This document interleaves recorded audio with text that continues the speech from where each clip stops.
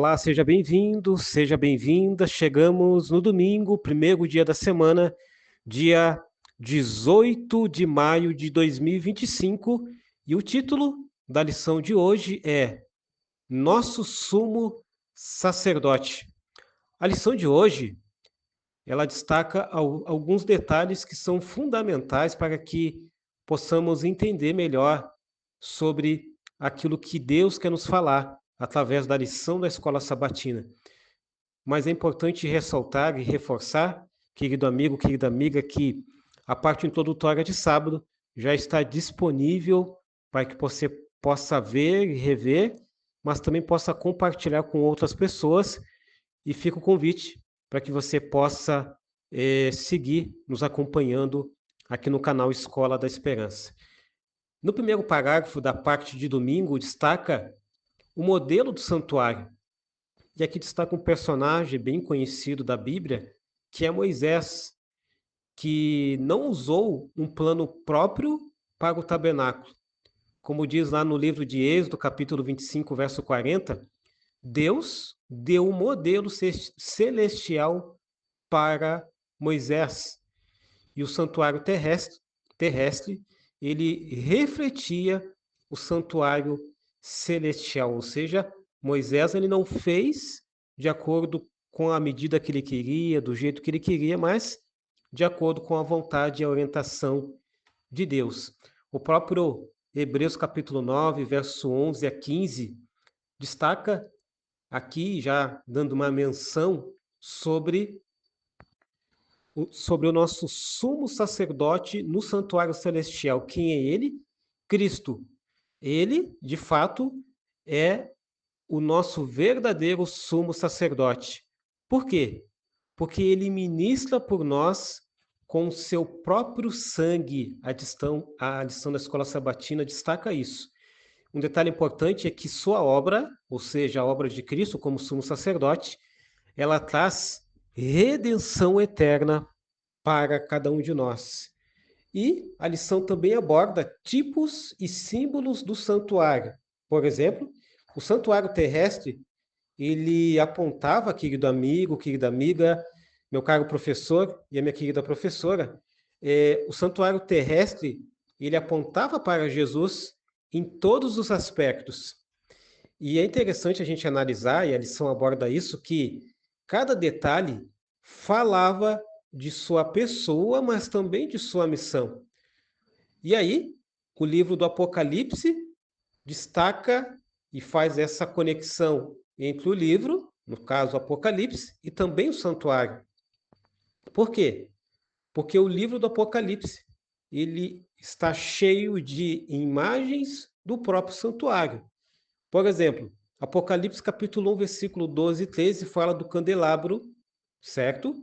E Apocalipse capítulo 4, versículo 2 a 5 fala da sala do trono. Apocalipse capítulo 8, verso 3 fala do altar de incenso. E Apocalipse capítulo 11, verso 19 fala da arca da aliança. Ou seja, são tudo ali as imagens do santuário. E é interessante que quando a gente deseja compreender o santuário do Antigo Testamento, é essencial, querido amigo, querida amiga, a gente ter isso em mente para a gente poder entender o Apocalipse. Quando a gente analisa ali, por exemplo, Apocalipse, aliás, 1 Coríntios capítulo 10, verso 11, ali mostra que as experiências de Israel, elas são o quê? Elas são advertências e exemplo para nós. E aí entra novamente os salmos, né? E a experiência com o templo, ou seja, os salmos mostram como o povo se relacionava com o templo e também os seus serviços. O próprio rei Davi, ele expressa sentimentos profundos sobre o santuário. E um detalhe importante é que o santuário, ele revela ali verdades espirituais por meio da experiência do adorador. E aí entra novamente o livro dos Salmos, né? Por exemplo, o Salmo 122 destaca a questão do verso 1 ali, destaca louvor, o verso 3 destaca unidade e comunhão, o verso 5 destaca o juízo, o verso 7 e 8 destaca a paz e segurança. Então, tudo isso, entre outros elementos, aponta para a comunhão espiritual com Cristo, mas também a sua obra como nosso sumo sacerdote. Tem uma pergunta interessante, que é a pergunta número 1, que é a seguinte: o que Cristo está fazendo por nós, segundo Hebreus capítulo 9, verso 11 a 15? A resposta ela é individual de cada um, mas apenas para a gente poder partir, né, termos um norte aqui, nós vamos analisar que Cristo, como nosso sumo sacerdote, ele ministra onde? Ele ministra hoje no santuário celestial, com o seu próprio sangue, ou seja, purificando a nossa consciência e, ao mesmo tempo, garantindo redenção eterna como o nosso mediador e único mediador da nova aliança. Tem uma outra pergunta, né? Que diz o seguinte: que elementos do Salmo 122 revelam o que Cristo fez por nós e o que motivação ele nos traz? E aí a gente destaca novamente, né, a questão do louvor e alegria, resultando na salvação e presença de Cristo, paz e segurança, né, que são os benefícios da intercessão de Cristo. Destaca também, como eu já ressaltei, o juízo justo no verso 5. O que isso significa? Que Cristo é o juiz justo e que reina no trono da graça. É interessante a gente analisar esse ponto de vista. E também a unidade espiritual, no verso 3 e 4 do Salmo 122. O que isso representa?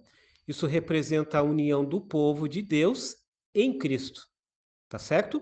E para finalizar, vamos destacar aqui as nossas lições, porque é importante a gente sempre ressaltar, você, querido professor e professora, analisar as lições daquela época e adaptando as lições para os nossos dias. Por exemplo, qual é a primeira lição que a gente pode tirar? Que precisamos estudar o santuário celestial para quê? Para compreender a missão atual de Cristo. Quando a gente não entende o santuário celestial, a gente não compreende aquilo que Cristo fez por nós. Não entendemos como que foi a movimentação, a mudança de posição do sumo sacerdote para o, o sacerdote, para o sumo sacerdote, qual é a posição de Cristo hoje. Segunda lição,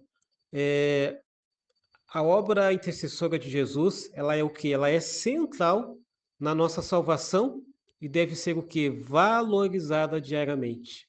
Tá certo?